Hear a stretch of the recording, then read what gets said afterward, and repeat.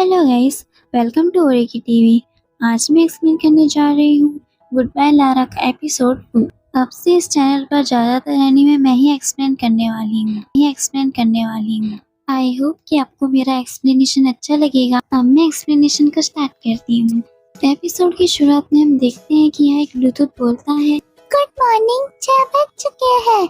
इस आवाज से लारा बहुत डर जाती है और वो नींद से उठ जाती है। फिर वो बोलती है, मेरे पैर तो इंसानों के जैसे बन चुके हैं। फिर वो याद करती है कि आखिर उसके साथ हुआ क्या था।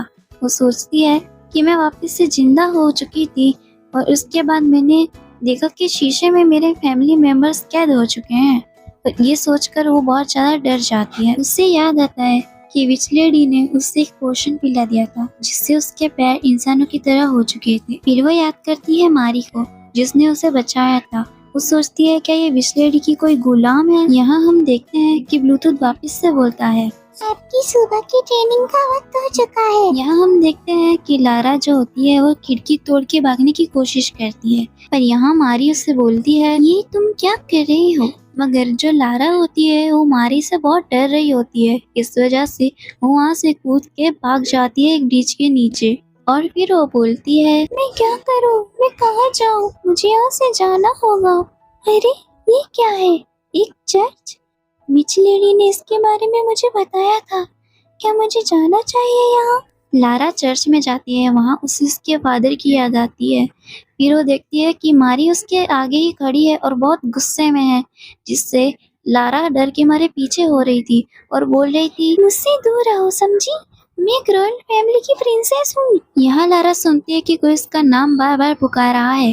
फिर वो देखती है कि ये फिश होती है जो से बोलती है, लारा मैं विच लेडी हूँ। तब लारा शॉक हो जाती है कि विच लेडी आखिर फिश कैसे बन गई। यहाँ हम देखते हैं मारी गुस्से में उसे बोलती है, ओए तुमने मेरे घर की खिड़की तोड़ दी और मेरा ब्लूटूथ भी टूटने वाला था, क्या तुम उसके पैसे दोगी अगर वो टूट जाता तो। ये सुनकर हमारी लारा डर जाती है। फिर हम देखते हैं यहाँ मारी का भाई आ जाता है ब्रेकफास्ट के लिए बुलाने के लिए। हमें घर का सीन दिखाया जाता है जहाँ सब ब्रेकफास्ट कर रहे होते हैं। मारी का भाई बोलता है, ग्रैंड माँ आज मेरे दोस्त घर पे आने वाले हैं, क्या आप उनके लिए लंच बना दोगी। मारी की ग्रैंडमा बोलती है कि कोई दिक्कत नहीं है, मैं खाना बना दूंगी।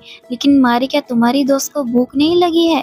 सब लोग ब्रेकफास्ट कर लेते हैं। शायद मारी को दोस्त बनाना पसंद नहीं है। नेक्स्ट सीन में हम देखते हैं कि यहाँ हमारी लारा विच लेडी से बात कर रही होती है, जिसमें विच लेडी बोलती है, क्या तुम्हें तुम्हारे पैर पसंद आए। लारा पूछती है कि क्या आप सच में विच लेडी हो और आखिर आपके साथ हुआ क्या। तब विच लेडी बोलती है कि अपना मुंह बंद रखो। और लारा उनसे पूछती है उस जगह के बारे में जो उसने देखी थी। जिस जगह पे तुम रहती थी वो जगह अब नहीं रही, क्योंकि वहाँ से चमक चली गई है।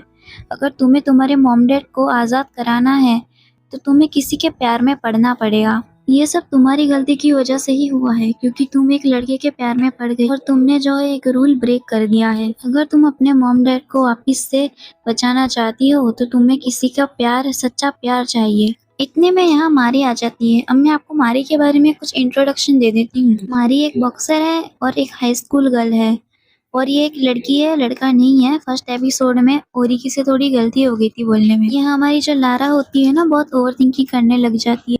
क्या ये सब मेरी गलती है, क्या ये सब मेरी वजह से हुआ, मुझे ऐसा नहीं करना चाहिए था। फिर लारा को एक रॉयल रिंग याद आती है जो कि उससे गिर चुकी थी। उसने हर जगह ढूंढा लेकिन वो रिंग उसे नहीं मिली। फिर उसे याद आया कि जब मारी ने उसे बचाया था तो वो रिंग गिर चुकी थी। फिर लारा रिंग ढूंढने के लिए चली जाती है। उसके पीछे हमारी मारी भी जाती है।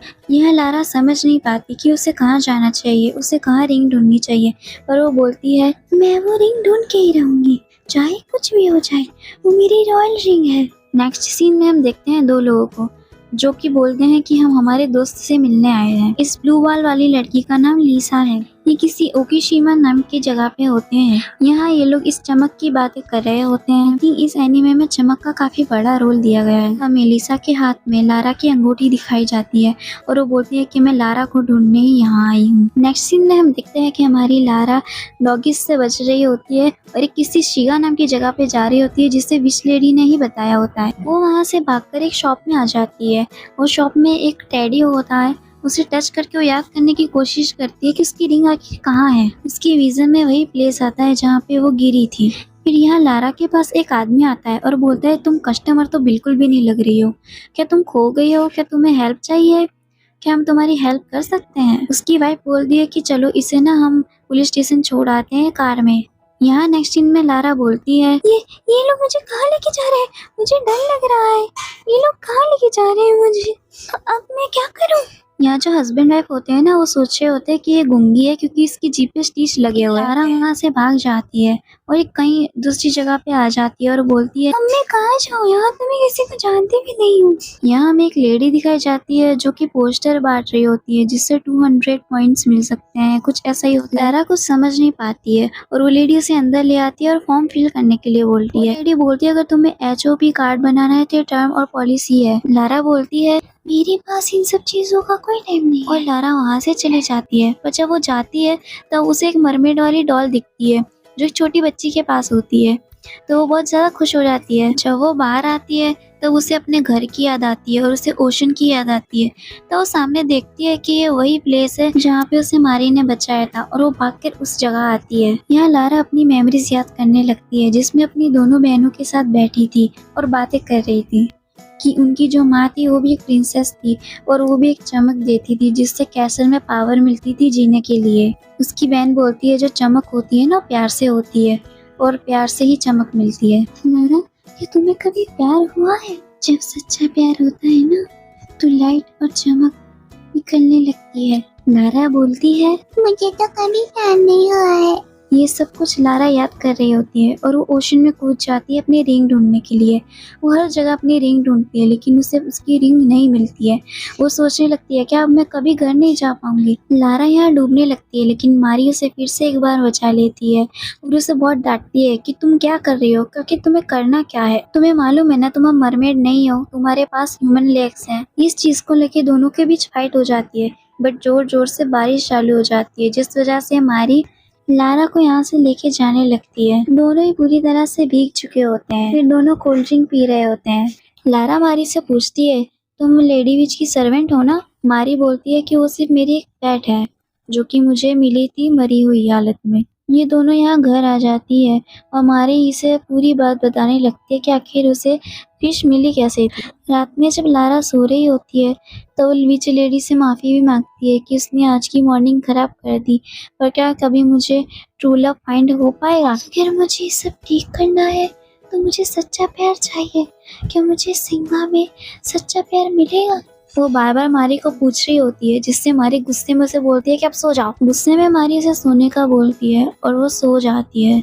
यहाँ पे हमारा एपिसोड खत्म हो जाता है। आपको मेरा एक्सप्लेनेशन कैसा लगा प्लीज मुझे कमेंट में बताना। मैं आगे और इम्प्रूव करने का ट्राई करूंगी। मैंने इसमें हर कैरेक्टर को अलग वॉइस देने का ट्राई किया है। प्लीज हमारे चैनल को सब्सक्राइब